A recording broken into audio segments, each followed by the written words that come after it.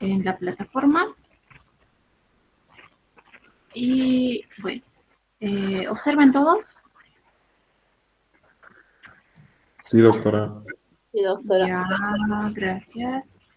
Muy bien. Entonces, hoy vamos a hablar de la estructura celular de los microorganismos. Pero para hablar de estructura celular, como les había mencionado en la anterior clase, debemos conocer los métodos ópticos. ¿Qué métodos utilizamos o qué instrumentos para poder visualizar estas estructuras celulares? ¿No? Entonces, de eso toca la clase de hoy. Ya, acá tenemos estructura celular, métodos ópticos. Primero debemos recordar que ustedes ya han avanzado en biología, el microscopio de luz.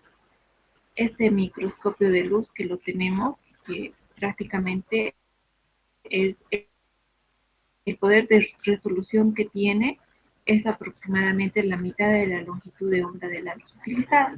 Este poder de resolución es la distancia que debe separar a dos fuentes luminosas si éstas se han de observar como dos imágenes distintas.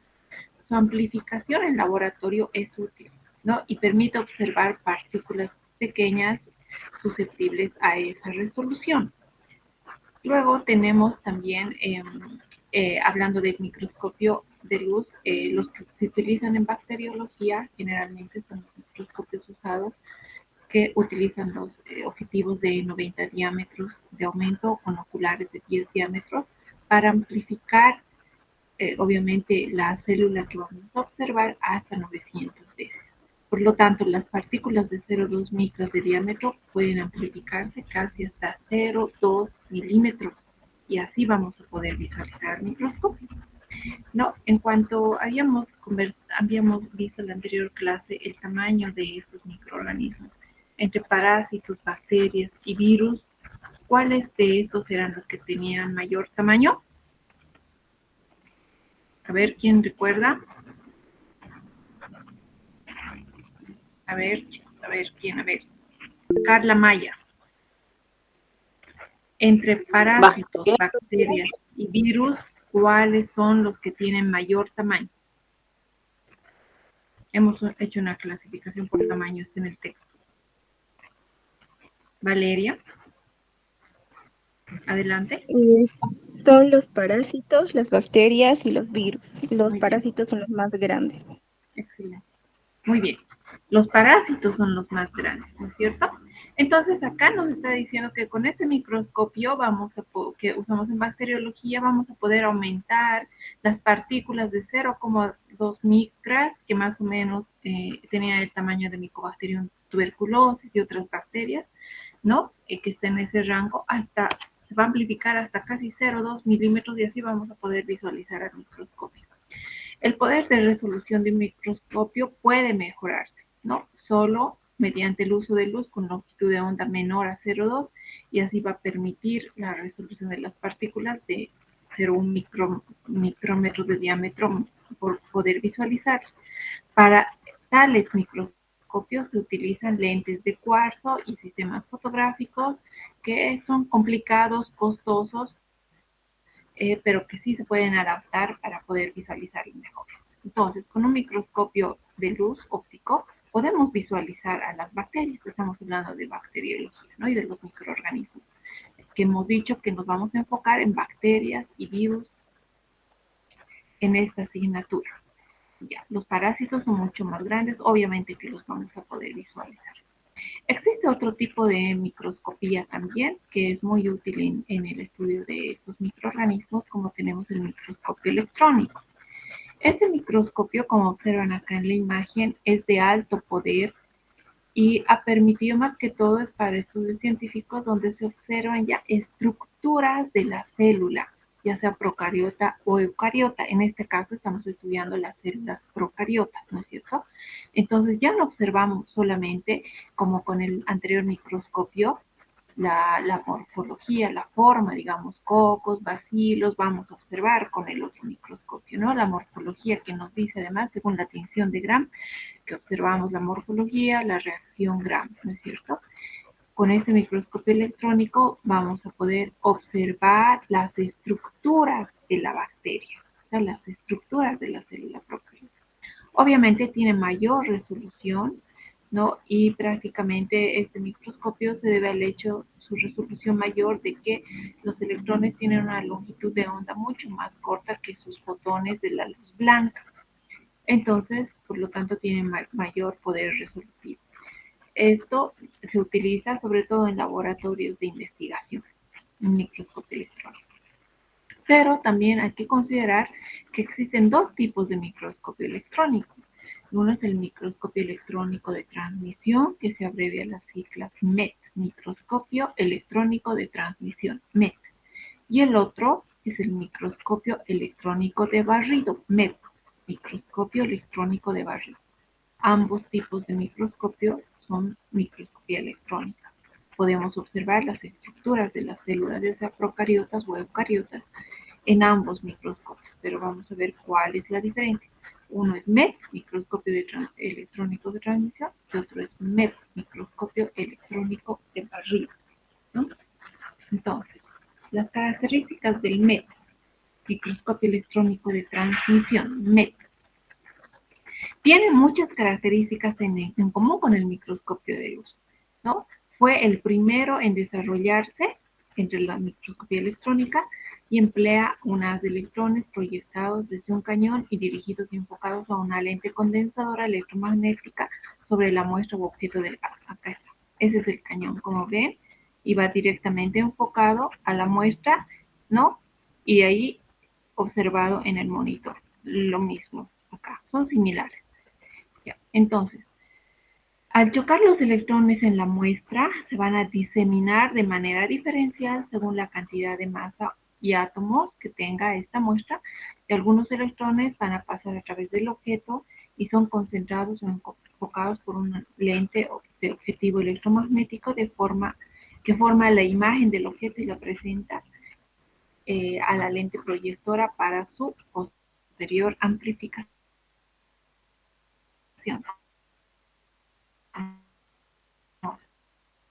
Observan acá en la imagen. No todo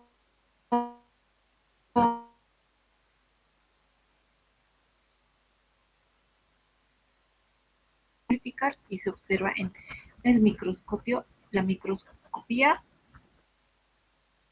la imagen se va a percibir, ¿no?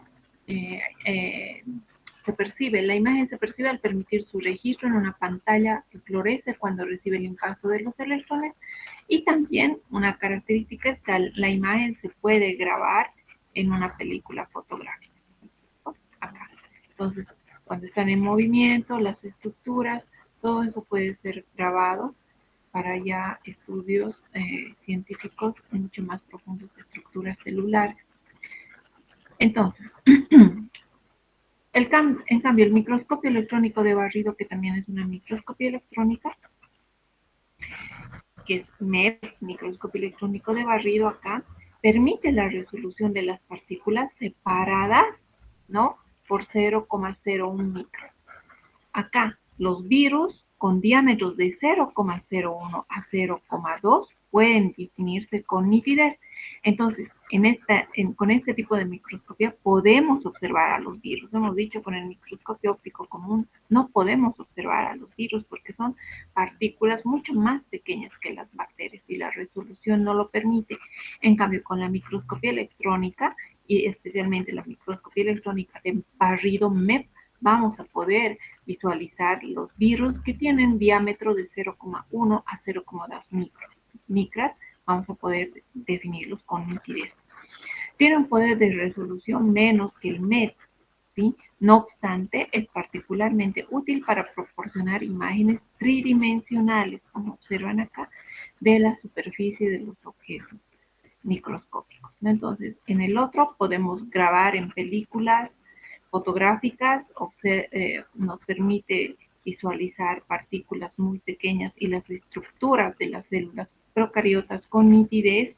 En el microscopio de barrido también estructuras mucho más pequeñas como los virus, pero acá nos permite visualizar también y nos proporciona imágenes tridimensionales de los objetos que vayamos a visualizar en estos microscopios. Ambos útiles en en microbiología, ¿no? Sobre todo para estudios, como les digo, científicos, donde ya vayamos a estudiar o se vayan a estudiar estructuras de estas células. Entonces, acá, como ven el MED, ¿no? Microscopio electrónico de barrido, acá está el fundamento donde los electrones se enfocan mediante un sistema de lentes en un punto muy fino y la interacción de los electrones con la muestra, que está acá la muestra, resulta en la liberación desde la superficie de esta en distintos tipos de radiación, ¿no? Y ya sea electrones secundarios y los cuales se van a capturar por un detector apropiado y se van a amplificar y luego se van a transformar en imágenes en una pantalla, que es lo que observamos, ¿no? Entonces es prácticamente el modo de la microscopía, como amplifica estas imágenes y las proyecta posteriormente cuando los electrones se enfocan en este sistema de lentes, ¿no? Llegando a concretar un punto muy fino y a liberar hacia la superficie los tipos de radiación. Este es el método, ¿no? Microscopía electrónica de barrido. Tenemos otro tipo de microscopía que es de iluminación en campo oscuro, como observan acá, en campo oscuro. Este tipo de microscopía se realiza frecuentemente con el mismo microscopio con el que practicamos la microscopía de luz, ¿no? Generalmente se puede utilizar con el mismo. Un momentito, por favor.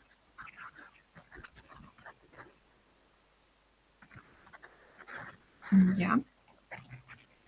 Entonces, la iluminación que se obtiene mediante el condensador, ¿no? Especialmente que bloquea los rayos de luz directos, y esto va a crear un campo oscuro de contraste contra los bordes iluminados de los objetos cuando estos se van a dispersar a la luz, lo que se logra cuando los rayos ubicos se reflejan desde los bordes de la muestra hacia arriba.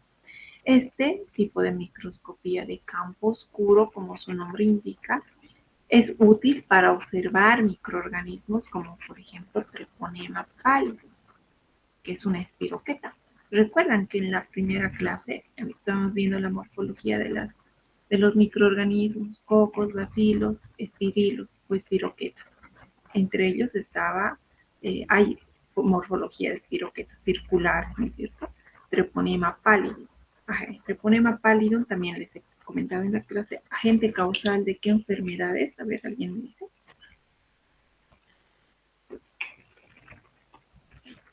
¿Qué causa el treponema pallidum?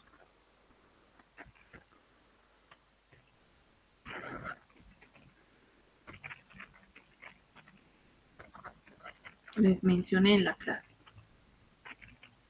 Sífilis. Ya, ¿qué dicen los demás compañeros? Les dije, ¿no? Sí, sífilis, doctor. Sífilis. Muy bien. ¿Y qué es la sífilis? Una enfermedad de transmisión sexual. Muy bien. Una enfermedad de transmisión sexual. Habíamos visto entre las más frecuentes, ¿no?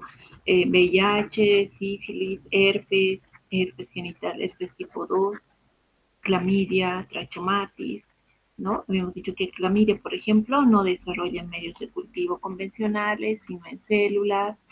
Herpes es un virus que no lo vamos a poder obtener en cultivos. Y se utiliza, les dije, la biología molecular para su detección o también otros métodos inmunológicos para detectar los anticuerpos. Y entre otros estaba Treponema pallidum, que es una espiroqueta, ¿no? Entonces, este tipo de microscopía de campo oscuro nos sirve para poder observar a Treponema pallidum, ¿no? Que es una espiroqueta que tiene un diámetro entre 0,2 micras y el cual, por lo tanto, no se puede observar con la luz directa. Entonces, la metodología que se utiliza es microscopía de campo oscuro, ¿ya? Entonces, este microscopio yo conocí que había en la Facultad de Bioquímica, en la Facultad de Medicina, ahí observé alguna vez en algún estudio, observamos alguna coloración con micobacterias con colorante auramina, si más no recuerdo, ¿sí? Que tenía que usarse microscopía de campo oscuro. En el exterior sí lo tienen. Ahí también observé a Mycobacterium TB, pero bajo un microscopio de campo oscuro con un colorante que no se utiliza acá en Bolivia. Y en Argentina también en el Instituto Malbrán. Aquí en Bolivia sabía que tenían en la Facultad de Medicina. De alguna vez creo que observé, fui por ahí a ver algo, pero no sé actualmente dónde las observar. Sobre todo para el diagnóstico de sífilis, troponema pallidus. Ya, entonces estamos viendo microscopio óptico de luz, microscopio electrónico con sus dos variantes, podríamos decir el MEP de transmisión y el MEP de barrido, iluminación de campo oscuro, y ahora vamos a microscopía de contraste de fases, ¿no? Este tipo de microscopio se basa en el hecho de que las ondas lumínicas que pasan a través de los objetos transparentes, como las células, van a emerger en las fases diferentes, ¿no? Según las propiedades de los materiales por los que van a pasar. Este sistema óptico especial convierte esta diferencia de fase en una diferencia de intensidad. De este modo, unas estructuras aparecen más oscuras que otras de la célula. Por eso es contraste de fases, ¿no? Y una característica importante es que mediante esta microscopía se diferencian estructuras internas en células vivas.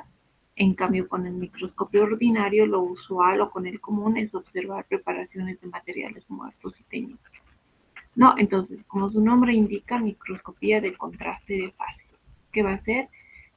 Prácticamente este sistema óptico especial va a convertir una diferencia en fases de intensidad, y de este modo algunas estructuras van a aparecer de color más oscuro que otras, por eso es contraste de fases, ¿no? Y por esta característica se va a poder diferenciar sus estructuras internas de las células, ¿no? Que con otros microscopios no se podría. Con el microscopio electrónico sí, pero acá va a ser un contraste de colores, un contraste de fases, donde se va a poder diferenciar las estructuras según este contraste. Por eso es contraste de fases de las células vivas, ¿ya? Entonces, en eso consiste este microscopio de contraste de fases, ¿no? Que es también para estudiar microorganismos. Luego también algo un poco muy antiguo, pero se tenía la autorradiografía.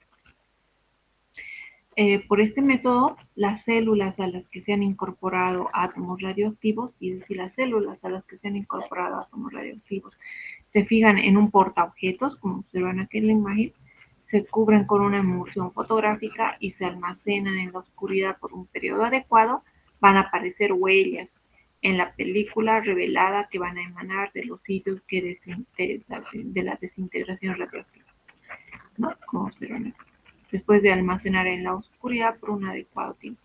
Esta técnica ha sido muy útil para seguir la replicación del ADN, con el empleo de la timidina marcada con un tritio como trazador específico, y una variación de este método se conoce hoy en día como hibridación in situ. Se usa sobre todo para detectar la presencia del ácido nucleico viral, ¿no? Bacteriano o micótico, del virus, de la bacteria o de los hongos en las células y tejidos, ¿no? Entonces, más que todo, la autorradiografía ha evolucionado a la hibridación in situ y se basa en este fundamento donde se incorporaban en la autorradiografía átomos radioactivos, se fijaban a portaobjetos, se cubrían con una emulsión, se almacenaban durante un tiempo y luego aparecían estas huellitas en la película, estas huellitas, ¿no? Y por eso podían distinguir el material genético. Hoy en día esta técnica se conoce como hibridación in situ.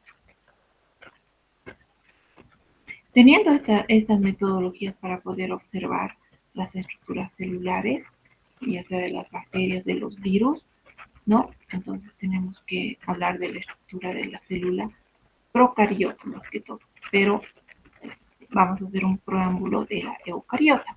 Nosotros estamos estudiando la procariota, ¿no?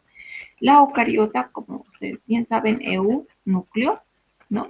Entonces, dice, en la eucariota su característica es su núcleo, que está limitado por una membrana que continúa el retículo endoplasmático, y la membrana nuclear, que tiene permeabilidad selectiva debido a la presencia de poros que permite el intercambio de moléculas entre el núcleo y el citoplasma. Los cromosomas contienen macromoléculas de ADN lineales dispuestas en una doble hélice.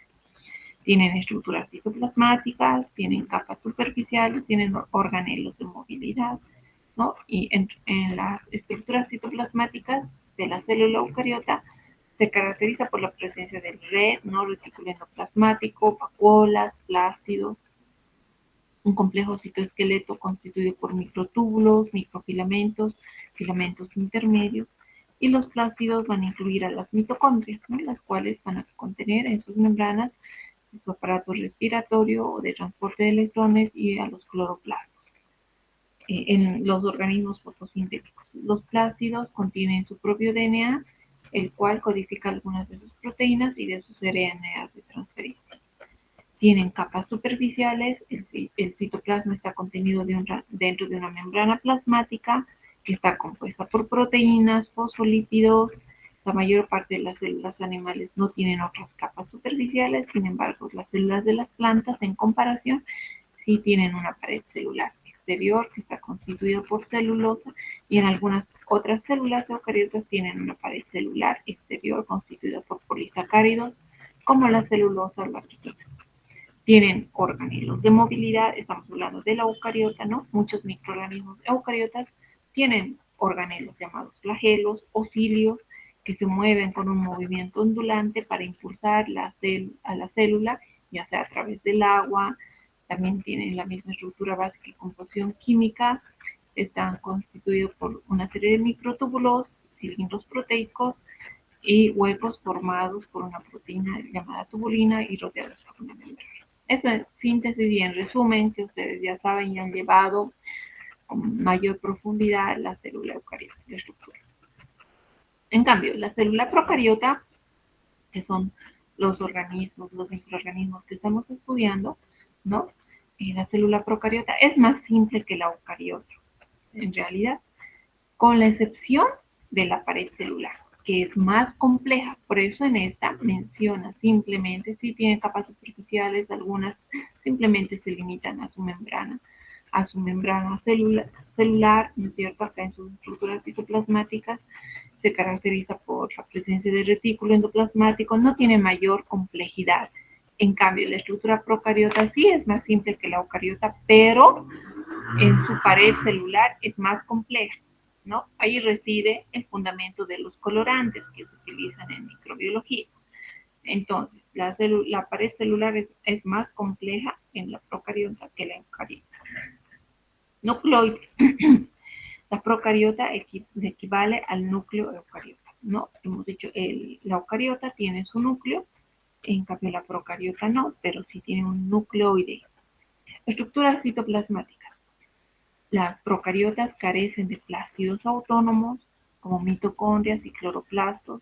En su lugar, dice, las enzimas de transporte electrónico están situadas en la membrana celular.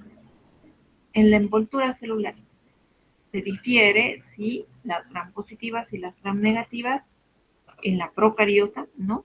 Esta diferencia es la que se define en dos grandes grupos de bacterias. Eso a partir del colorante, ¿no? Que lo vamos a ver. Todo esto entonces reside en la envoltura celular y en la pared celular, que es más compleja de la procariota que la eucariota. Entonces, si la célula procariota difiere en dos grandes grupos, podríamos decir, según la reacción gram positivas y gram negativas, entonces, ¿cómo está constituida la envoltura de las células gram positivas? Las gram positivas están constituidas por 2 a 3 capas. Una membrana citoplasmática, una capa de peptidoglucano gruesa, una cápsula o capa externa presente en algunas bacterias.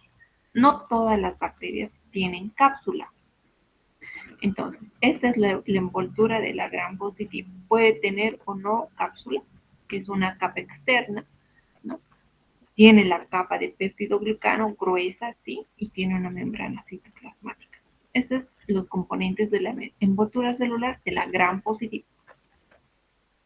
La gram negativa es una estructura muy compleja de múltiples capas, donde está la membrana citoplasmática, que es la membrana interna, rodeada por una capa laminar sencilla de peptidoglicano, a la cual se va a anclar una capa compleja, la membrana externa, y la cápsula, que puede estar presente o no. Entonces, no todos los microorganismos gram positivos o gram negativos tienen cápsula, ¿no? Entonces, la estructura de la gram negativa es muy compleja, ¿no? El espacio entre la membrana interna y la membrana externa en la gram negativa se denomina espacio perisplástico. Esto es pregunta de examen, ¿no? Entonces, existe un espacio entre la membrana interna y la membrana externa, la cual se va a denominar el espacio perisplástico. Estamos hablando de la envoltura celular de las bacterias gram positiva y gram negativa. Ahí entonces tenemos la imagen, la gram positiva y la gram negativa. Como decimos, gram positiva y gram negativa, que esto está basado en la coloración o en la tinción de Gram, que la desarrolló Christian Gram, ¿no? Que el día de hoy se utiliza, que basa en 4 colorantes, ¿no? El colorante, la cina, tenemos el lubol, el alcohol acetona, ¿no? Y el azul de metileno primero, y el colorante de contraste, que va a ser prácticamente, son basados en 4 colorantes. La tinción de Ciel está basada en 3 colorantes. Vamos a verlo a detalle esta técnica, pero se basa todo en la estructura de la célula gram positiva, gram negativa. Entonces, como habíamos definido ya, ahí tienen la imagen donde podemos distinguir realmente la diferencia entre la gram positiva y la gram negativa, ¿no? Entonces, que bueno, acá tenemos la gram positiva, la gram negativa. Vean acá, la envoltura celular, ¿no? Acá tenemos la membrana citoplasmática en la gram positiva, la membrana citoplasmática en la gram negativa. Dijimos que pueden tener cápsula o no, ambos, ¿no? Entonces, acá está la capa de peptidoglicano y la membrana citoplasmática en la gram positiva. En la gram negativa, la peptidoglicano, la membrana externa y la membrana citoplasmática. Entonces, la gram positiva tiene membrana externa, la gram negativa sí tiene una membrana externa. Membrana citoplasmática tienen ambas, ¿no? La capa de peptidoglicano también, pero acá tienen que darse cuenta que la capa de peptidoglicano en la gram positiva es mucho más gruesa que en la gram negativa. La gram negativa tiene una delgada capa de peptidoglicano. La gram negativa tiene una membrana externa. Membrana externa y capa de peptidoglicano, ¿no? Entonces acá habíamos dicho, el espacio entre la membrana interna y la externa se denomina espacio perisplásmico. Aquí tenemos la membrana externa, y a la membrana interna, y acá este espacio se va a denominar espacio perisplástico. Tenemos el peptidoglicano, que va más delgada que la gram positiva, ¿no? Entonces, esta puede tener cápsula y también esta puede tener cápsula, o puede no presentar cápsula también, ¿ya? Entonces, esa es la diferencia entre gram positiva y gram negativa. Ya con el colorante gram, que utiliza el cristal violeta, utiliza el lubol, utiliza el decolorante, que en este caso es alcohol acetona, y luego utiliza un colorante de contraste, como es la safranina, ¿no? Luego de utilizar los 4 colorantes, vamos a poder observar si la bacteria es gram positiva o gram negativa, ¿no? Entonces, la gram positiva tiene mayor cantidad de capa de peptidoglicano en comparación a la gram negativa. La gram negativa presenta un espacio periplásmico. Ambas tienen la membrana citoplasmática y la capa de peptidoglicano, que es la diferencia principal, podríamos decir. Entonces, los componentes de la pared celular en la gram positiva contienen considerables cantidades de ácido teicoico y teicorónico, los cuales representan hasta el 50% del peso seco de la pared, de toda su pared. Está constituida por ácido teicoico y teicorónico, ¿no? Que es el 50% del peso seco de la pared y el 10% del peso seco total de la célula. Algunas paredes gram positivas pueden contener moléculas de polisacáridos. También contienen polisacáridos. Se han propuesto que estos azúcares, como son los polisacáridos, pueden ser manosa, galactosa, etcétera. Los azúcares que existen como subunidades de polisacáridos en la pared celular. Esa es la composición de la gram positiva. Está compuesta por cantidades considerables de ácido teicoico y ácido teicorónico. La gram negativa, entonces hemos dicho, contiene 3 componentes exteriores en la capa de peptidoglicano. Contiene lipoproteína, su membrana externa y el lipopolisacárido. Esas son sus diferencias principales entre ambas, ¿ya? Las tinciones, lo que habíamos mencionado, ¿no? Entonces, las tinciones se combinan químicamente se van a combinar con el protoplasma bacteriano. Si la célula no ha muerto, dice el procedimiento, va a terminar de hacerlo, o sea que si las células o las bacterias están vivas todavía en el portaobjetos antes de ser teñidas, entonces no están muertas, porque cuando sembramos hemos dicho que las bacterias en una determinada muestra están vivas. ¿Y qué hacemos con los agares? Como tienen estos agares componentes nutricionales, van a hacer que las bacterias crezcan, se multipliquen, ¿no es cierto? Y podamos observar las colonias. Pero paralelamente, por ejemplo, de una mujer que tiene una secreción vaginal, vamos a sembrar la caja Petri y vamos a esperar que desarrolle y se multipliquen las bacterias. En la coloración gram, en la placa, que paralelamente se tiene que hacer una tinción de gram en la mayoría de las muestras, entonces ahí van a estar las bacterias, ¿no? Pero obviamente la placa de gram, el portaobjeto no tiene pues componentes nutricionales que vaya a hacerles desarrollar a las bacterias, ¿no es cierto? Por lo tanto, no tenemos que esperar que desarrollen ahí, simplemente se van a secar y van a morir. Y si hasta ese momento antes de teñirlas no murieron, el procedimiento como tal, la tinción como tal va a terminar matándolas. Eso es lo que dice. Las tinciones se combinan químicamente con el protoplasma bacteriano. Si la bacteria no ha muerto en este procedimiento, como tal, no termina de hacerlo a través de la tinción, por lo cual las tinciones son bastante drásticas.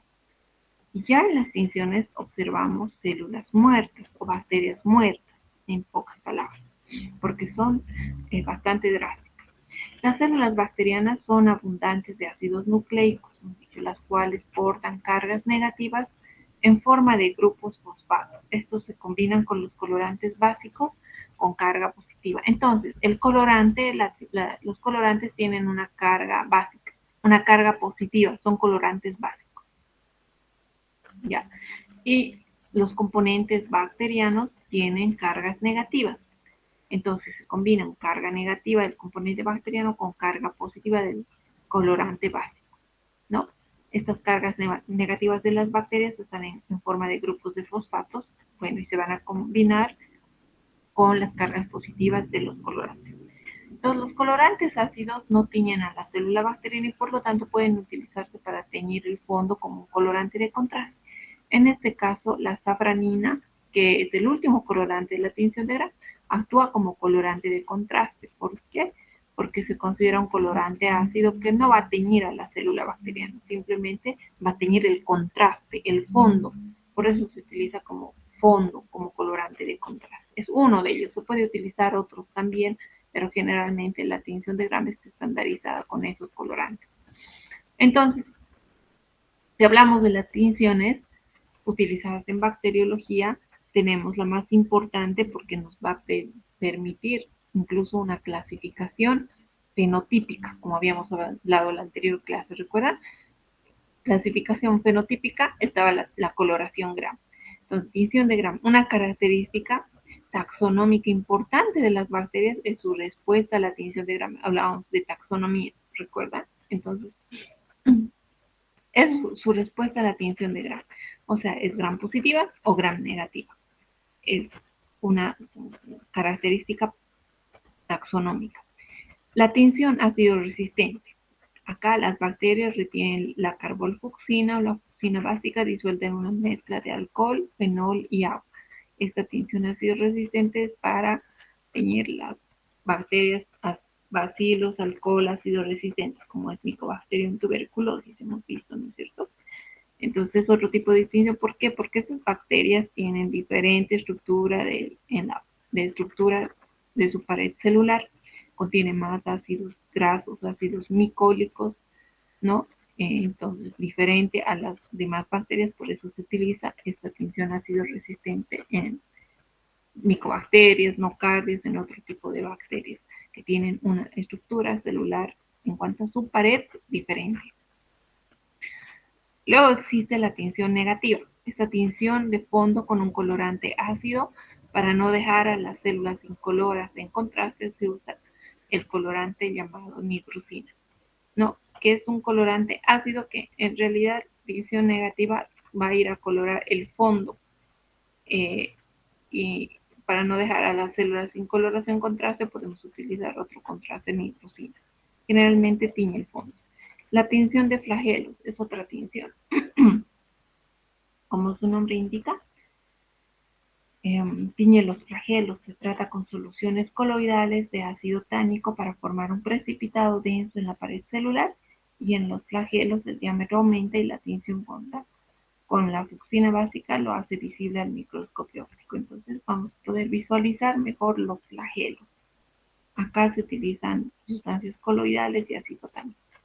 Entonces, estas son las tinciones, podríamos decir, las que se utilizan más en bacteriología, pero la más importante obviamente es la tinción de Gram, y ya para micobacterias u otro tipo de bacterias, en las que son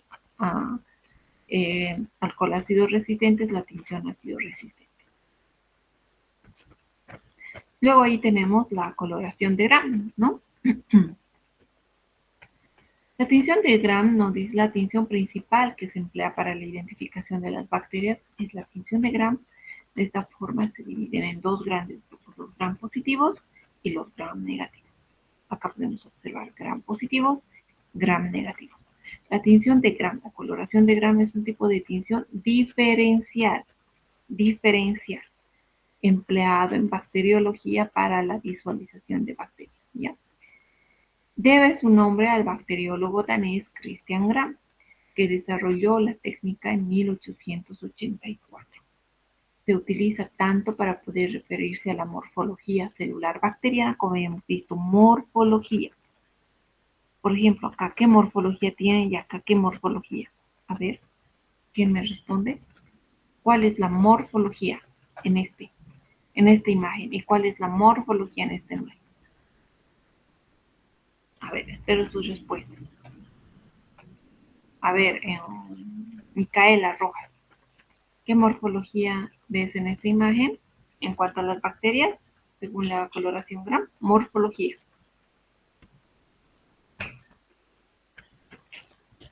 Micaela.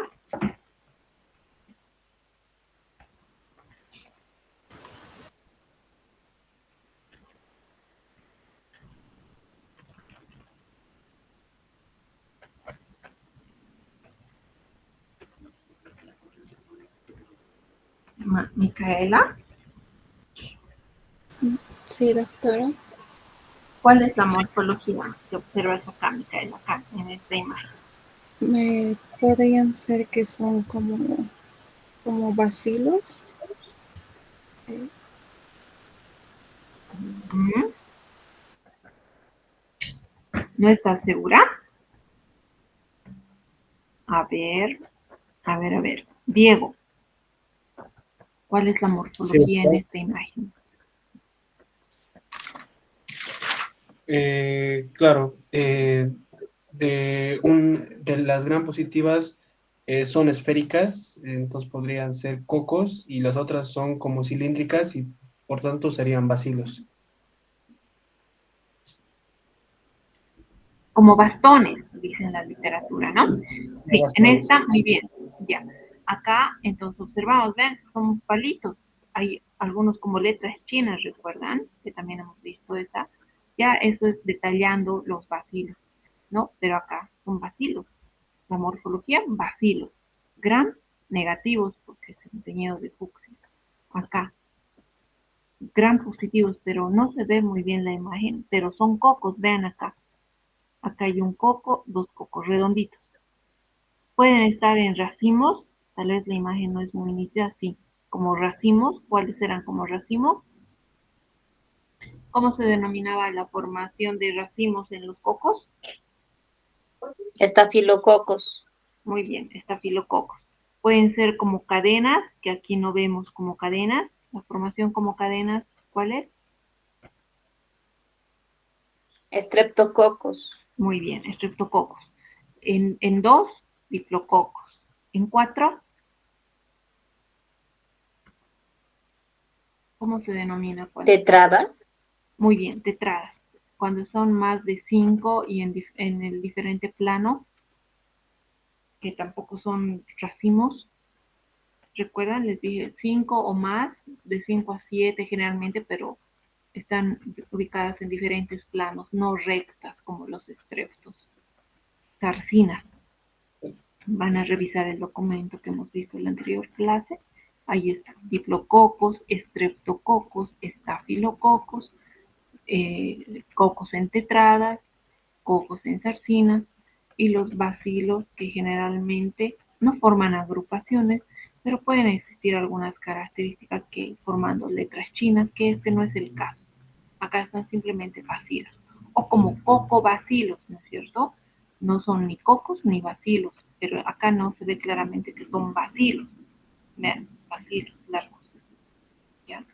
Entonces, la coloración de Gram es prácticamente la más importante, que ya nos da características de clasificación de las bacterias. Acá las estamos clasificando en gram positivas, las que se tiñen de azul, y gram negativas, las que se tiñen de fucsia, ¿no? ¿Y esto a qué se debe la diferencia en la tinción? A la composición de su pared celular, porque las gram positivas tienen mayor cantidad de péptidoglicano. Las gram negativas tienen una delgada capa de péptidoglicano. Entonces, la gram positiva va a retener pues más el colorante, el primer colorante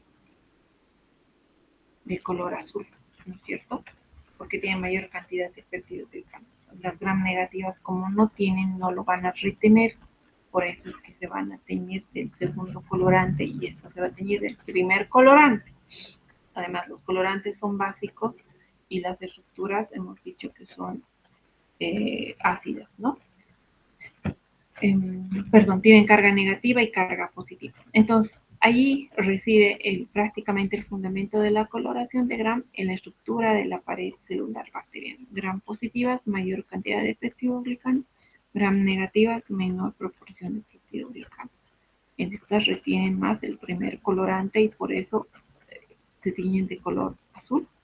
Y estas no las retienen, se decoloran con el alcohol acetona y por lo tanto van a tomar el colorante segundo, la sabranina, color. Ahora, en la tinción de 100, ¿no? Que acá se van a teñir de bacilos o alcohol ácido resistente. Alcohol ácido resistente negativo, positivo.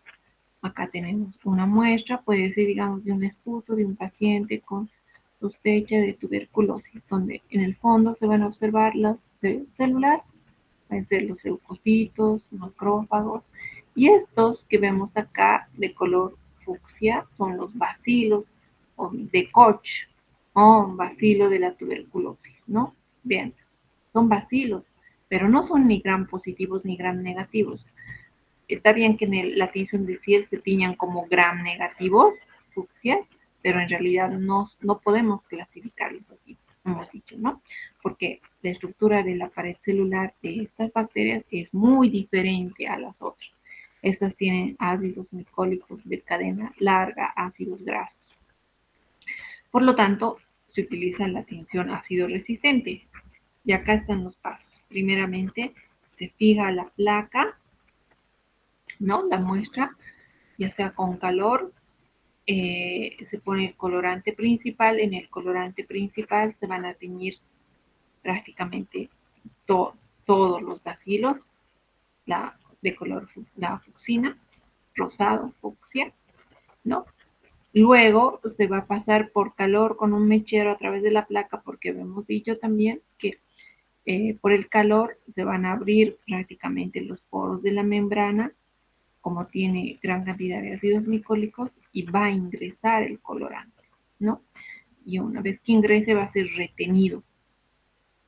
Luego de un lavado va a quedar estático. Posteriormente vamos a poner la decoloración con alcohol ácido, que puede ser un alcohol con ácido clorhídrico. El ácido clorhídrico es un ácido, estamos hablando de alcohol ácido. En la coloración de Gram se utiliza alcohol acetona, acá se utiliza alcohol ácido, por eso es tinción alcohol ácido resistente, es un alcohol más un ácido, en este caso ácido clorhídrico. Se utiliza por unos segundos para la decoloración. Entonces, ¿quiénes se van a decolorar? Prácticamente las que no son alcohol ácido resistentes. ¿Quiénes son las alcohol ácido resistentes? Pues las micobacterias, ¿no? Entonces, ellas van a retener, como se han teñido ambas de color fucsia, no se van a decolorar con la aplicación del alcohol ácido, van a seguir de color fucsia. Luego, en un tercer paso, ya se va a colocar el colorante de contraste, que es el azul de metileno, a toda la placa. Y acá, entonces, ¿quiénes van a prácticamente adquirir el colorante de contraste? Son todos los que sean decolorados, pues, ¿no? Vean el fondo de contraste. Y los que no se decoloraron porque son resistentes a esta decoloración de este alcohol ácido, resisten por su gran cantidad de ácidos grasos, que con el calor ingresa y lo retiene y ya no lo suelta más el colorante, es prácticamente el bacilo de la tuberculosis en este caso, ¿no? El bacilo alcohol ácido resistente. También el bacilo de la lepra, porque también es una micobacteria, en realidad las micobacterias, ¿no? Porque tienen todas las micobacterias su estructura celular diferente y se tiñe de color fucsia desde el principio. Con la aplicación del alcohol ácido no se decoloró, continuó de color fucsia. Y con el colorante de contraste continuó, solamente se ha teñido el contraste, el fondo. Por eso son llamadas alcohol ácido resistente. Miren, resisten a la decoloración del color. Eso es lo que pasa con la tinción de cielo.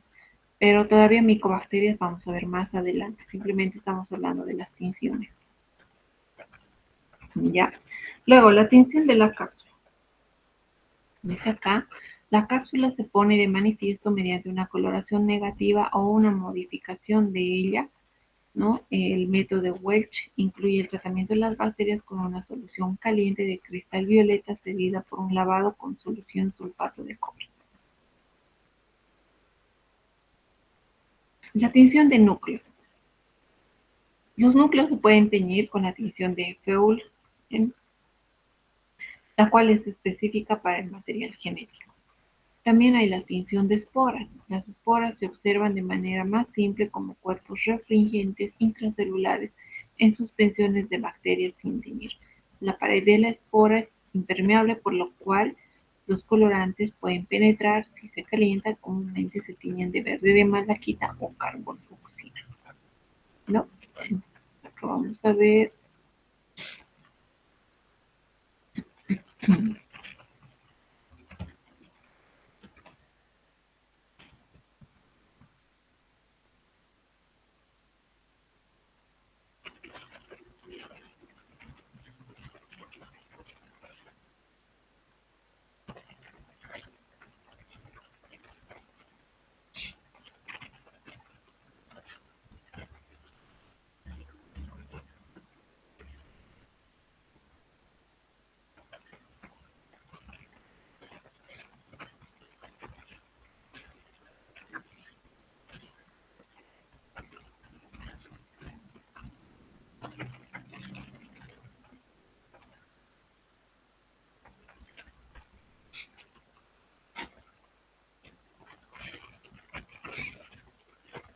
acá tenemos los reactivos utilizados en la tinción de Gram: cristal violeta, yodo como fijador o mordiente también se llama, ¿no?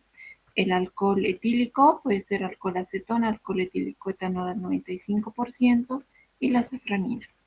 4 colorantes. Ahí tenemos, ¿no? Entonces, acá está la placa en el portaobjeto de la muestra con bacterias. Puede ser una muestra, por ejemplo, una muestra de una secreción vaginal de una paciente donde tiene cocos y bacilos, porque existe en ese sector microbiota polimicrobiana, ¿no? Entonces existe cocos, bacilos de todo tipo, y acá están coquitos y bacilos a la vista microscópica, ¿no? Fijamos la muestra al calor y empezamos con la tinción. Primero, cristal violeta, ¿no? Que es de color morado azul. Dependiendo del fabricante, en este caso, que generalmente los tiempos son similares, varían muy poco, 60 segundos, ¿no? Un minuto. Todos se van a teñir de cristal violeta, todos, ¿no? Todos, porque hemos dicho los gram positivos y los gram negativos tienen la estructura de la pared similar. La gram negativa tiene menor cantidad de peptidoglicano, la gram positiva mayor cantidad de peptidoglicano. Ya, entonces se tiñen todas. En un segundo paso, que el yodo es un mordiente, ¿no? El lugol, acá dice, actúa como fijador químico, fijador, o sea que se adhiere más, fijando la tinción morada, tanto a las bacterias gram positivas como a las gram negativas. Las va a fijar, ¿no? Va a hacer que se pegue más, ¿no? Por eso se denomina mordiente. Dice, las moléculas de yodo, como el lugol que tiene yodo, se unen a las moléculas de cristal violeta por medio de fuerzas electrostáticas, formando un gran complejo indisoluble de cristal violeta y yodo. Entonces, este es un fijador, hace que, como ya estaba con el cristal violeta, las una más, las fije más a todas. Vamos con el tercer paso, que es el alcohol etílico al 95%, y es la decoloración, o el alcohol acetona, en este caso alcohol etílico al 95%. Se utiliza para decolorar a las gram negativas. ¿Por qué a las gram negativas? ¿Por qué? ¿Alguien me responde? A ver. A ver, alguien me responde. Ahí está la respuesta. ¿Por qué a las gram negativas? ¿Por qué disuelve la membrana externa, doctora? Sí, además afecta al peptidoglicano, y el peptidoglicano de las gram negativas es fino, es delgadito. Por lo tanto, el alcohol lo va a disolver. ¿Ya? Entonces acá. Se utiliza para decolorar las bacterias gram negativas. El alcohol va a disolver la membrana externa y va a afectar al peptidoglicano fino que tiene las gram negativas. No le va a afectar al gram positivo, porque el gram positivo tiene una gruesa capa de peptidoglicano. En cambio, la gram negativa no. ¿No? Entonces la va a disolver la membrana del gram negativa, va a afectar a su peptidoglicano, y así va a permitir que los complejos, el complejo yodo cristal violeta, ¿no? Morados, escapen de la pared celular gram negativa, y la bacteria gram positiva va a permanecer morada, ¿no? Incluso tras ser lavada con el alcohol, debido a su peptidoglicano grueso y robusto, que ésta va a resistir a la decoloración del alcohol y va a retener el complejo cristal violeta yodo. Entonces, básicamente el fundamento de esta técnica reside en la composición de la pared celular, y más propiamente dicha en la cantidad de peptidoglicano que tiene las gram positivas y las gram negativas. Las gram positivas tienen una gruesa capa de peptidoglicano que va a evitar en la tinción de gram que prácticamente sea lavada con el alcohol, ¿no? Esta va a ser retenida de color azul. En cambio, la gram negativa, como tiene una fina capa de peptidoglicano, va a ingresar primero el colorante azul por la membrana externa y va a afectar a su fina capa, y el alcohol la va a disolver, ¿no? Por lo tanto, después de que pase este proceso, ¿quiénes se decoloran acá? Las gram negativas. Las gram positivas siguen por su capa de peptidoglicano gruesa, que les ha permitido retener el colorante, el primer colorante. Y en un cuarto paso, donde ingresa el cuarto colorante, que es de contraste, obviamente se van a teñir las células que se han decolorado, pues. ¿No? En este caso se ha decolorado la gram negativa por su fina capa de peptidoglicano que no le ha permitido retener el primer colorante, por lo tanto se va a teñir de color fucsia, rosado, como ven acá, rosa. Entonces las gram positivas continúan y las gram negativas se tiñen de rosa. La safranina, que es utilizada, ¿no? Se utiliza como contratinción. Contratinción se llama o colorante de contraste, igual, porque está contratiñendo al primer colorante, ¿no? Se tiñe de rosa las bacterias gram negativas, como en el caso del cristal violeta, que tiene moléculas de carga positiva, estas, ¿no? Que se unen a una estructura celular bacteriana de carga negativa. Las bacterias tienen carga negativa y las moléculas del cristal violeta carga positiva.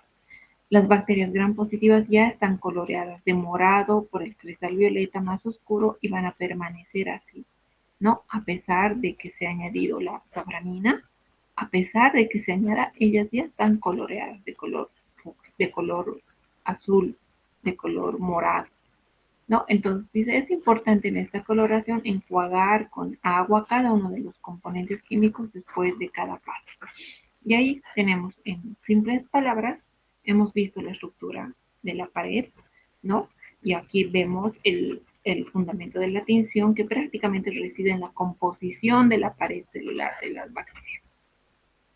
Y ya, eso es básico para microbiología. Aquí, interesante, ¿no? Ver cómo Christian Gram ha estandarizado esta técnica que hasta hoy en día estamos para clasificar a las bacterias, imaginan, tantos años, y seguimos, es la primera tinción que se utiliza en bacteriología.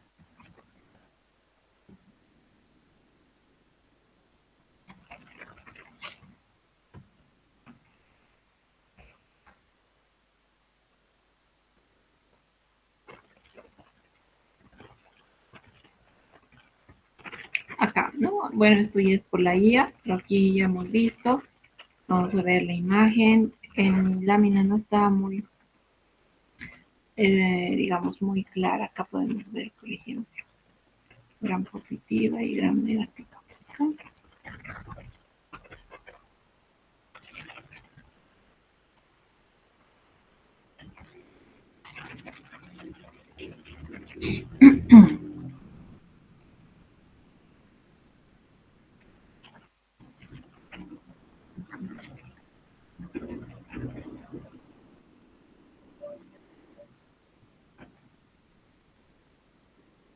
Envoltura de la gram positiva, peptidoglicano, ¿no? Ácido teicoico, lipoteicoico, gram negativo, mira más complejo.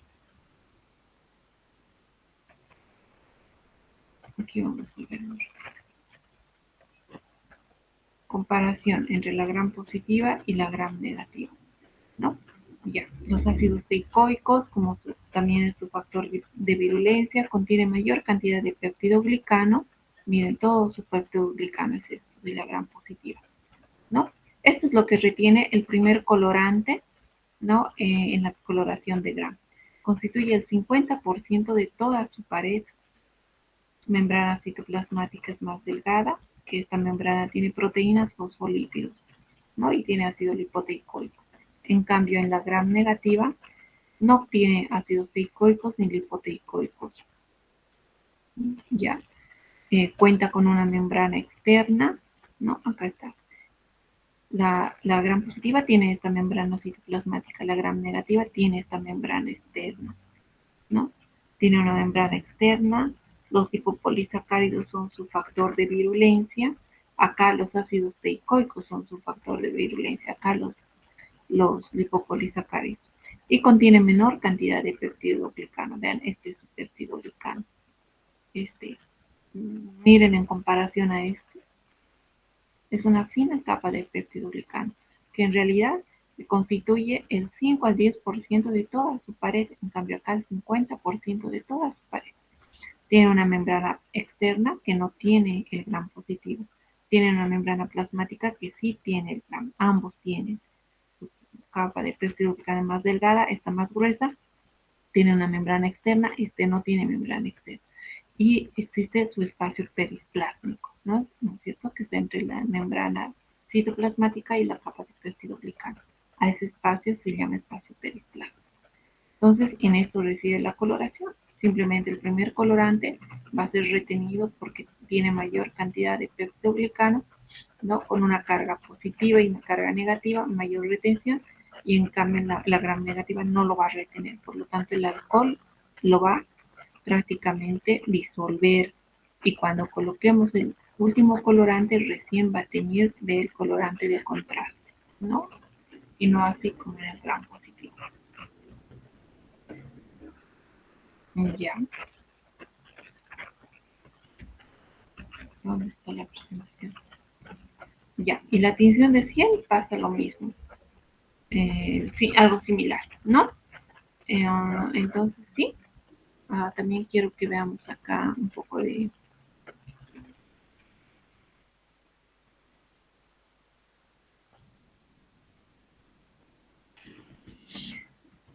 de Christian Gram. Hans Christian Gram. Vamos acá. Vamos a entrar a Wikipedia, ver de manera general.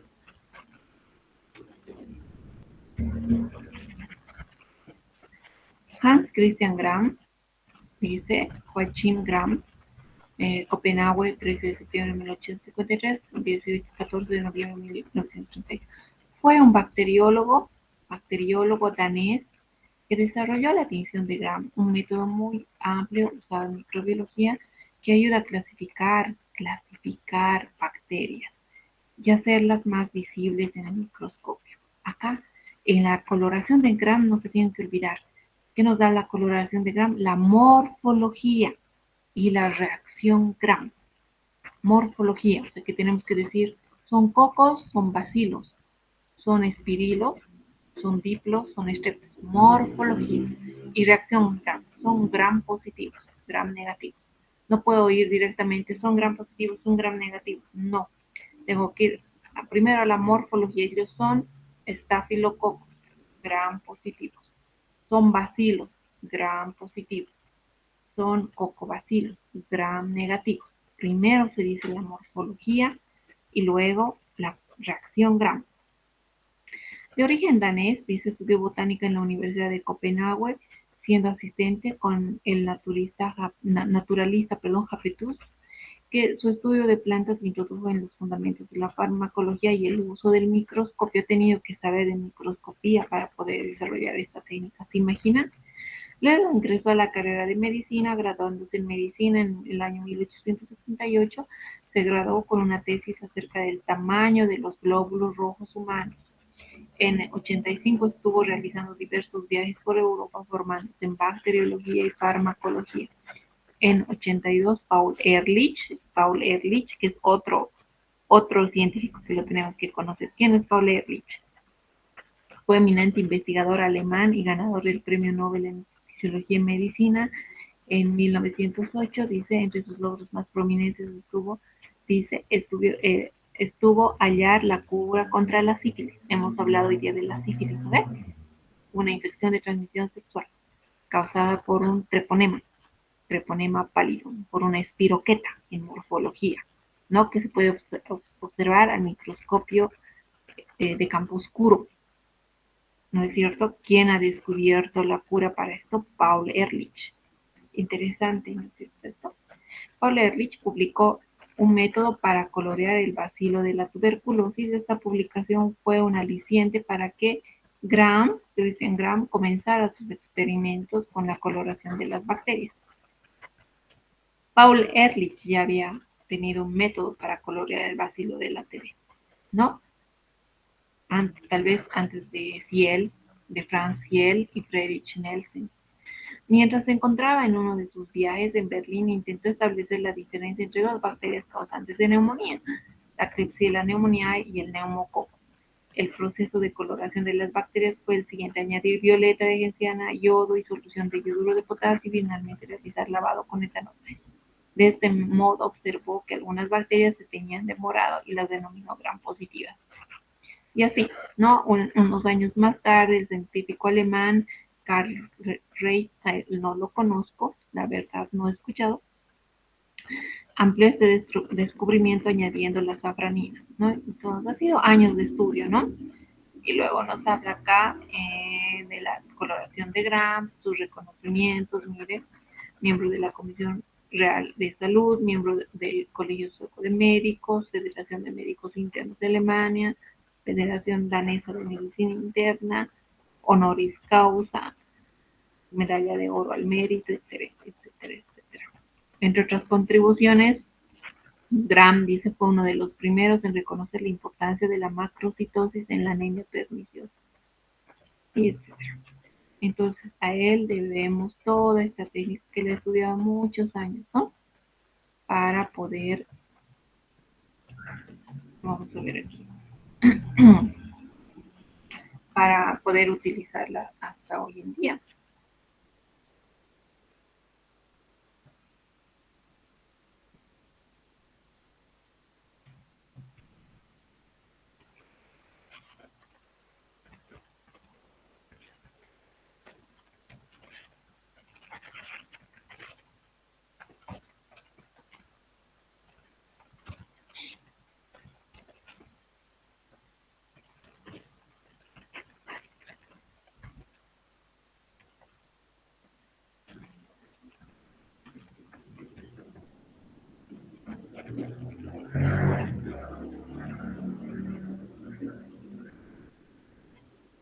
Acá está. En cambio, la tinción de Ziel-Nielsen, que es un tipo de tinción diferencial, también ambas son diferenciales, ¿no? Rápido y económico, usada para identificar los barbas y la escoliosis resistente, como el Mycobacterium tuberculosis o el Pilu apis complexa, ¿no? Coccidioides intestinales también, entre otros, se puede diferenciar con esta tinción. Fue descrita por los dos médicos alemanes Franz Ziel y Friedrich Nielsen, que es patólogo y bacteriólogo, ¿no? Entonces ahí nos habla. Miren acá en la historia que Robert Koch, quien descubrió, ¿no? Un médico microbiólogo alemán, que también lo tienen que estudiar, ¿no? Las personas que les interese seguir a Koch, a Pasteur, vamos a ir viendo, a Paul Ehrlich, a Thiel, a Gram, etcétera, ¿no? En 1882 Robert Koch descubrió la etiología de la tuberculosis. Poco después del descubrimiento de Koch, en el mismo año, Paul Ehrlich, que ya sabemos quién que descubrió la cura contra la sífilis, ¿no? Desarrolló una tinción para Mycobacterium tuberculosis llamada tinción de matoxilina de alumbre. Pero Franz Thiel alteró su descubrimiento después, dice, en 1883, la técnica de Ehrlich al usar ácido carbólico como mordiente la alteró. Luego Fritz Nielsen, también en 1883, mantuvo la elección del mordiente de Thiel, pero cambió la tinción primaria a carboxila. Las modificaciones entonces de Thiel y Nielsen juntas han desarrollado la tinción de Thiel-Nielsen, ¿no? Joseph Kinjoe desarrolló otro satinado resistente ha sido utilizando la técnica de tinción Nielsen, pero eliminando el paso del calentamiento. Esta nueva técnica de Kinjoe fue nombrada por su nombre Kinjoe. También esta técnica se utiliza. También. Entonces ahí tenemos. Entre Franz, Thiel y otros científicos que han aportado en la microbiología, ¿no? Ya. Solamente era para reflexionar un momento. Ahora vamos a la siguiente presentación. Ya. ¿Qué les parece a estos investigadores? Ahí termina esta presentación. ¿Han estado leyendo también a este?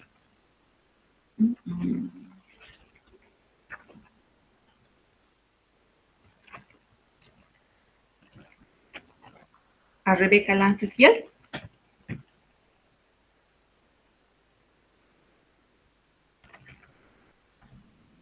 ¿No les han leído, chicos?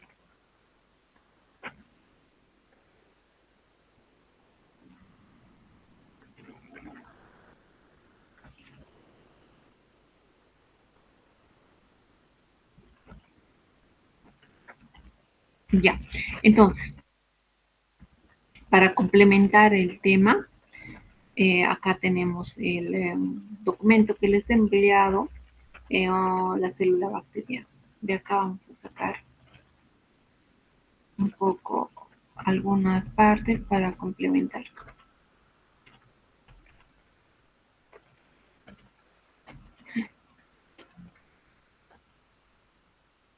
Algo está mal en mi computadora.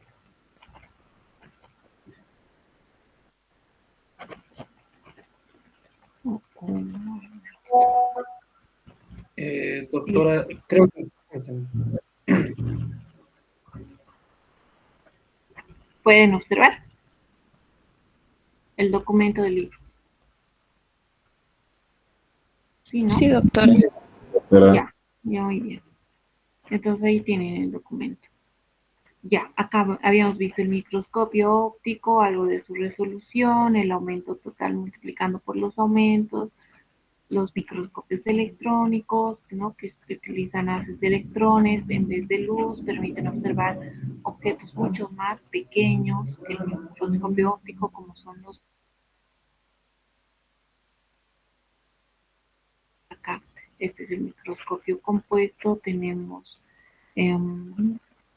las tinciones, acá hablamos de los procedimientos para teñir la tinción de Gram, cristal violeta, alcohol o mordiente, el decolorante alcohol, el colorante rojo safranina, Gram negativos, Gram positivos, que ya hemos podido ver en Gram, la coloración de Gram, ¿no? Que es la más importante en bacteriología, rápida, sencilla, se emplea para ver la morfología y la reacción Gram.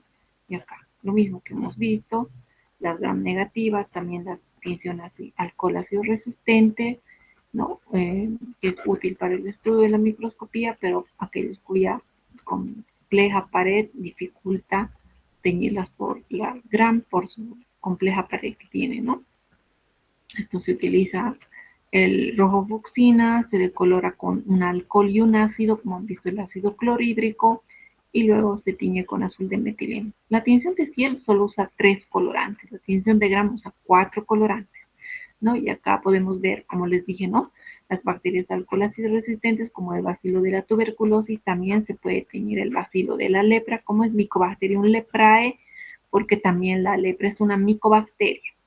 Ya, pero la muestra ya no es de esputo, ¿no? La muestra ya, como la lepra ataca la piel, va a ser de los nudos, nódulos en la piel, de los codos, de las manos, porque deforman las manos, las rodillas, los codos, y hay que hacer cortes sobre la piel y sacar la linfa, y esa muestra hay que extenderla y ahí teñirla con la tinción de Ciel, y ahí se concentra el bacilo de Hansen, se llama porque lo descubrió Hansen. El bacilo de Koch lo descubrió Robert Koch y es de causa tuberculosis. El bacilo de Hansen causa lepra, pero también es una Mycobacterium leprae. Ambos se pueden teñir por la tinción de Ciel, pero el diagnóstico en laboratorio ya es diferente. Sí empieza con la tinción de Ciel, pero luego hay que considerar otros parámetros y otros ensayos, ¿no? Como en el caso de la tuberculosis, se utiliza pues el cultivo Ogawa, lo es en Ginestre, en cambio en la lepra no. Cuando avancemos micobacterias vamos a desarrollar mejor. Luego, ¿no? También se puede utilizar para teñir flagelos, tinción de Giemsa, también luego acá, por ejemplo, ya nos habla medios de cultivo, dice acá, ¿ya? Creo que esta imagen no está muy clara. Voy a volver a repetirles o especificarles de qué literatura es acá. Y acá hablamos de del crecimiento bacteriano, de los medios de cultivo, que esto no lo estamos llevando todavía, medios definidos, selectivos, de enriquecimiento, los vamos a llevar más adelante. ya, pero lo pueden leer también acá en esta parte nos habla de eso. Acá nos habla de la morfología, ¿no? Procariotas, eucariotas, tienen membrana nuclear, tienen división, mitocondrias, ribosomas, una diferencia y un cuadro aproximado, y acá de las formas bacterianas, ¿no? Bacilos, cocobacilos, helicoidal, espiroquetas, como ven acá en la imagen, la morfología bacteriana, ¿no? Tenemos acá estreptococos en cadena, estafilococos en racimo, tienen coco, un solo coco, diplococo en dos, bacilos, bacterias con espora, como ven acá, espiroquetas, no se ve muy bien acá, pero es en forma de espiral, ¿no es cierto? Bacterias con cápsula, bacterias con flagelos polares, con flagelos perítricos alrededor. Esto vamos a ver en los flagelos también, en la composición. Acá dice, la mayoría de las bacterias tienen una envoltura rígida o pared bacteriana que determina su forma, ya sea esférica, cocos, cilíndrica o alargada, bacilos, cocobacilos, entre bacilos cortos redondeados, helicoidal, espiroquetas, como muestran en la imagen, ¿no? Esas son las morfologías, no hay más. En ocasiones, sobre todo dependiendo de las condiciones del cultivo, edad del cultivo, tipo medio sólido, líquido, presencia de antibióticos, etc., una misma especie puede presentar morfología variable. A este fenómeno se le denomina pleomorfismo. Eso dependiendo de las condiciones del cultivo, ¿no? A veces pueden cambiar de morfología. Digamos que el primer día están como cocos y ya dejamos guardar el medio de cultivo, y por las condiciones, etcétera, y edad de la misma bacteria ya se van convirtiendo en bacilos. Es posible. A este fenómeno se denomina pleomorfismo. Las bacterias a veces no se dividen totalmente, dice, no se individualizan, y entonces dan lugar a agrupaciones de diferentes formas, como cadenas de estreptococos, ¿no? Racimos, estafilococos, conjuntos de dos diplococos, ya lo que hemos visto. Eso, en realidad, ¿no? Ya, acá, en la estructura de la pared, tenemos la pared bacteriana, lo que hemos visto, por eso este documento va a complementar lo que hemos avanzado.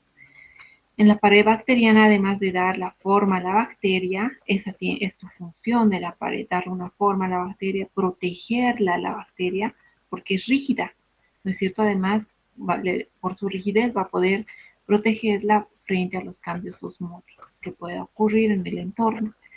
Dice, su conocimiento permite numerosas aplicaciones prácticas. Químicamente, la parte rígida de la pared bacteriana está compuesta o es un compuesto llamado peptidoglucano, que es un polímero en forma de red formada por largas cadenas lineales de moléculas de N-acetilglucosamina y N-acetilmurámico, unidas por enlaces cruzados entre ellos. Esta especie de red envuelve toda la célula bacteriana y le da forma, ¿no? Aquí está la 2.5, donde tenemos. Esa es su función de la bacteria, dice. Entonces, la tinción de Gram, llamada así en honor a su descubridor, como ya saben, divide las bacterias en Gram positivas y Gram negativas. Ya las divide, ya las clasifica. Es una clasificación fenotípica, como hemos visto en la anterior clase. Esta tinción constituye uno de los elementos más importantes de clasificación de las bacterias, pues el hecho de que una bacteria sea Gram positiva o Gram negativa depende de la presencia de elementos importantes en su composición de la pared bacteriana. Existen también algunas bacterias que no se tiñen, dice, o se tiñen irregularmente con el método de Gram, y por ello no son visibles en las preparaciones cuando se utiliza esta tinción. Por ejemplo, las bacterias del género Legionella, que son variables, no se tiñen regularmente. Entonces hay excepciones. En las bacterias Gram negativas, la pared está formada por dos capas. La capa interna está compuesta por peptidoglicano, como hemos visto, o peptidoglucano, que es lo mismo. La capa externa contiene unas moléculas llamadas lipopolisacáridos. Estos lipopolisacáridos de las bacterias gram negativas son sustancias tóxicas y se denominan endotoxinas y son responsables de algunas de las consecuencias más graves de las infecciones. Por ello estaba entre sus factores de virulencia. En las bacterias gram positivas, la capa de peptidoglucano es mucho más gruesa y la pared solo contiene una capa, ¿no? El peptidoglucano existe en todas las células procariotas y su bloqueo por medio de los antibióticos es una arma excelente contra las infecciones. Existen algunas bacterias sin pared bacteriana, bien porque carecen de ella, como por ejemplo Mycoplasma. No estamos hablando de Mycobacterium, de Mycoplasma, que también es un género que lo vamos a ver. O bien porque se ha impedido su síntesis con antibióticos. ¿Qué quiere decir? Que algunas bacterias, digamos, Staphylococcus aureus, por ejemplo, puede en algún momento llegar a perder su pared bacteriana. ¿Por qué? Por el uso de antibióticos. ¿Ya? Entonces, generalmente los antibióticos están enfocados a atacar la pared de las bacterias, como nos dice acá el documento también. Entonces, algunas bacterias no tienen pared bacteriana, ya sea porque carecen de ella o porque se ha impedido su síntesis con los antibióticos, ¿no? Entonces ahí reside el fundamento también del uso de antibióticos. En las bacterias existen diferentes estructuras externas que sobresalen de la célula, y ahí tenemos, ¿no?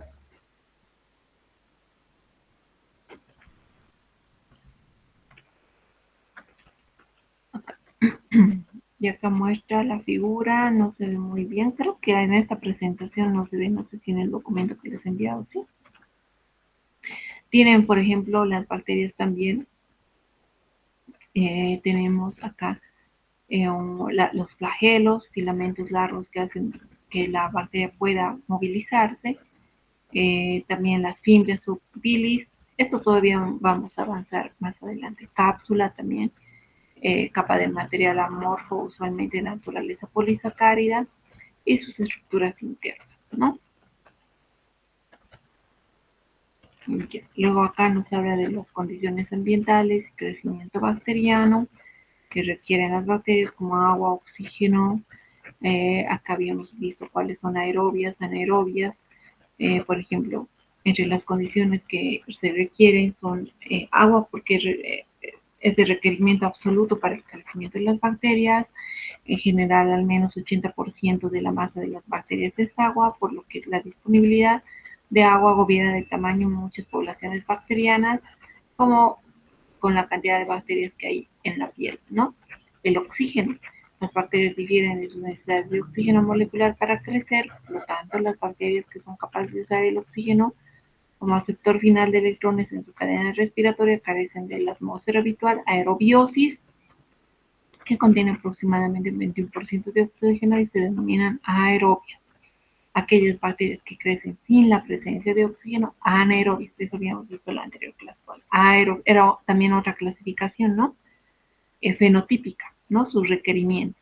Aerobias, que requieren prácticamente las condiciones de oxígeno para su desarrollo, y aquellas que no necesitan oxígeno, que crecen sin la presencia de oxígeno, se llaman anaerobias, ¿no?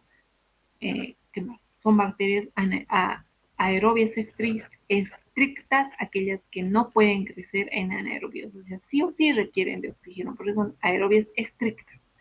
Y anaerobias estrictas, anaerobias estrictas, aquellas que no pueden crecer en aerobios, o sea, que en presencia por poca cantidad de oxígeno no desarrollan, son anaerobias estrictas.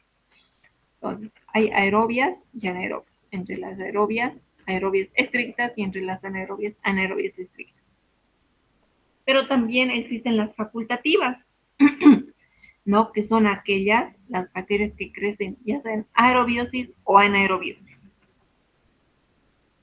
No se hacen problemas las bacterias, pueden crecer con oxígeno o pueden crecer también sin oxígeno. pero sí hay las bacterias aerobias estrictas que sí o sí requieren oxígeno para su desarrollo, las anaerobias estrictas que no necesitan nada de oxígeno para desarrollar, y las facultativas que pueden crecer en aerobiosis y anaerobiosis. Las bacterias incapaces de usar oxígeno como aceptor final en su respiración, pero que crecen en presencia de oxígeno, se llaman aerotolerantes. Esto es un repaso a lo que hemos visto en la anterior. ¿Qué más? Entre otras, ¿no? Por ejemplo, la necesidad de oxígeno de algunas bacterias influye a veces en su virulencia y en las enfermedades que producen. Así, determinadas bacterias causantes de la gangrena, por ejemplo, no pueden desarrollarse en tejidos normales bien vascularizados que tengan un suministro de oxígeno adecuado. Respecto al anhídrido carbónico, muchas bacterias patógenas como los meningococos requieren para su cultivo un contenido de 5 a 10% de CO2 en la atmósfera. Esta atmósfera se logra fácilmente en un recipiente con una vela encendida, ¿no es cierto? Y cerrando el recipiente, generalmente se hacía en la antigüedad, ¿no? Y la vela se va a apagar y obviamente al llegar a apagarse va a haber una proporción de dióxido de carbono, que es lo que requieren prácticamente algunas bacterias para su desarrollo. Otras, en cuanto a la temperatura, las bacterias también difieren en su temperatura óptima de crecimiento. Por ejemplo, se denominan psicrófilas cuando su temperatura óptima para poder desarrollarse de estas bacterias está debajo de los 20 grados centígrados. Óptimo por debajo de 20 grados. Mesófilas, su temperatura ideal entre 20 a 40 grados.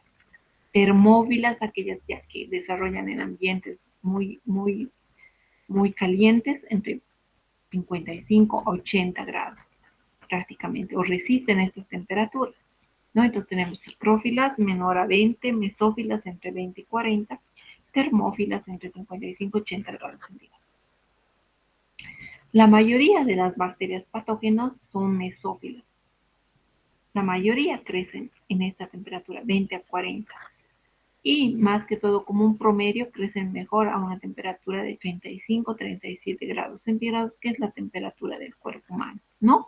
Por eso están creciendo en nuestro cuerpo cuando nos ataca alguna enfermedad infecciosa, pues se multiplican rápidamente porque tienen una temperatura ideal, la del cuerpo humano, que es 37 grados centígrados, y como la mayoría de las patógenas se desarrollan muy bien a esa temperatura entre 20 y 40, entonces están felices, como en una estufa, en una incubadora. Por ello, en los laboratorios de bacteriología, ustedes van a visualizar, van a ver que tenemos la estufa de cultivo, perdón, donde vamos a introducir las cajas Petri. ¿En qué temperatura está? ¿Ya han visto en práctica? Muchachos, ¿qué parte ya han hecho en práctica? A ver, ¿ya han visto a qué temperatura está la estufa de cultivo? Hemos Madai. visto medidas de bioseguridad y material de laboratorio. Ya. Entonces van a observar la temperatura cuando vayan allá a sembrar las muestras y demás. ¿A qué temperatura está la estufa de cultivo? Y van a poder ¿No es visualizar. 37? ¿Cuánto? 37 grados, doctora. Sí. Por eso, porque dice que la mayoría de las bacterias son mesófilas. Quiere decir que desarrollan entre 20 y 40, y más idealmente a la temperatura del cuerpo humano, que es 37. Esa estufa tiene que estar en 35 y 37. Por ello es que nos infectan, y como nuestra temperatura es ideal, porque la mayoría son consideradas mesófilas, que su temperatura óptima de crecimiento está entre 20 y 40. Entonces las estufas de cultivo, porque ahí van a sembrar las muestras de pacientes, ¿no? Que pueden estar infectados, son bacterias vivas, que obviamente en el medio de cultivo van a tener nutrientes y van a hacer que se multipliquen para que luego posteriormente lleguen a identificarlas. Y van a colocar a una estufa de cultivo. Esa estufa tiene que estar a la temperatura del cuerpo, ¿no? Para que pueda desarrollar, porque la mayoría son mesófilas, a eso se refieren esto, ¿no? Entonces la temperatura de su incubadora tiene que estar 35 a 37 grados. Esa es la clasificación según la temperatura óptima de crecimiento que requieren algunas bacterias. Algunas bacterias crecen por debajo de los 20 grados, la mayoría entre 20 y 40 y otro tanto entre 55 y 80, que resisten altas temperaturas y se desarrollan muy bien en esas temperaturas. En cuanto al pH, como cabía de esperar, dice el pH óptimo para el desarrollo de las bacterias que producen enfermedad en el hombre es el pH fisiológico. A 7.2. Generalmente, la mayoría de las bacterias desarrollan muy bien en ese pH. Y entre algunos productos metabólicos bacterianos, además de la producción de energía, dice por diferentes mecanismos citados anteriormente, las funciones fisiológicas, las bacterias sintetizan componentes que son transportados para formar las diferentes estructuras, como la cápsula, pared, flagelo, etc. Esto todavía no, esto las fases de crecimiento es en otro capítulo, más que todo para complementar esta parte, la parte de estructura bacteriana, la parte de la coloración Gram, y esto tampoco, esto vamos a ver, esto también va a ser complemento en un siguiente tema, que es crecimiento bacteriano. Ya. Entonces, la parte que hemos visto, que son microscopía, tinciones, estructura celular, va completando el tema. No sé si tienen alguna pregunta. Solo hay 32 de 70. ¿Dónde están los demás? ¿Dónde están los demás estudiantes? A ver, ¿por qué no ingresaron a la clase?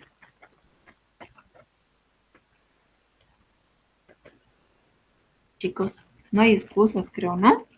Porque estamos de manera virtual, es más cómodo para ustedes también, están en sus casas pasando la clase. Sí, Rocío. Buenas noches, doctorita. Tenía unas clases de laboratorio de inmunología hasta las 6:45. Yo creo que recién debe estar viniéndose, doctora. Ah, ya. Ah, bueno. Un grupo entonces tiene inmuno antes. Ah, Sí, ya, doctora. no sabía.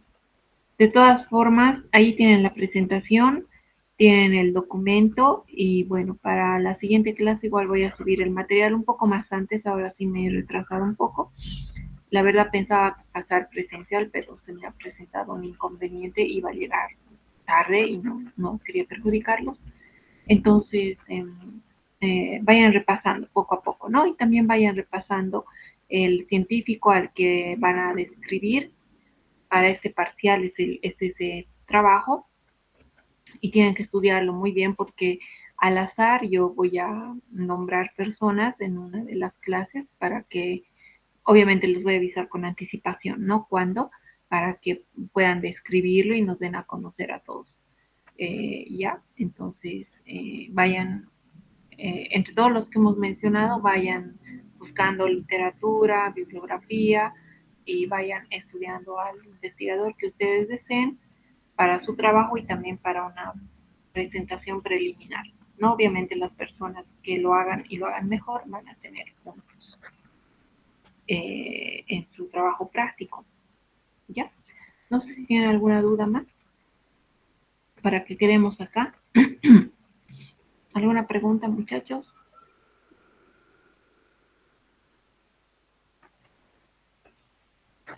También pueden ir revisando la literatura que les he enviado.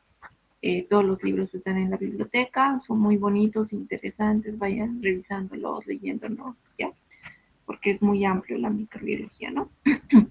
Bueno, si no hay más preguntas, vamos a quedar acá.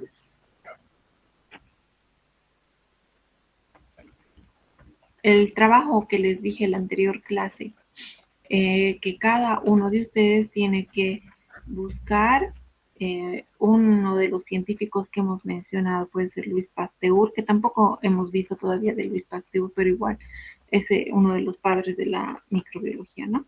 Hemos dicho Christian Gram, Franz Nelson, puede ser Rebecca Lancefield, puede ser Robert Koch, Paul Ehrlich, ¿no es cierto? Luis Pasteur, ¿sí? Entonces, vayan buscando todos los que hemos ido mencionando en el transcurso de estas clases y ustedes tienen que ir revisando, ¿no? Sus referencias, su biografía de estos investigadores científicos y sus aportes que han hecho a la ciencia. Ese es el trabajo que tienen que investigar. De todos los que ustedes vayan a revisar, uno que les guste, ¿no? Que les llame la atención más. Por lo tanto, tienen que leerlos a todos. Y ustedes tienen que quedarse con el que más les llame la atención a cada uno y por qué, y investigar con todas sus contribuciones que han hecho, cómo han hecho sus experimentos, qué profesión tenían, qué aciertos han tenido, cuáles son sus postulados, porque hasta ahora se los nombra. Entonces, y eso van a presentarlo, ¿no? Como trabajo práctico del primer parcial, ¿ya? Ese es el trabajo en realidad que tienen que hacer. Bueno, si no hay más preguntas, chicos, vamos a quedar acá. Nos vemos la siguiente clase. Espero que pasemos presencial. Ya. Entonces, buenas noches, estudiantes. Voy a ir subiendo el material y vayan leyendo y no se acumulen, por favor, todo lo que he subido hasta el momento, ¿ya? Y que tengan buen inicio de semana. Nos vemos la siguiente clase. Hasta luego.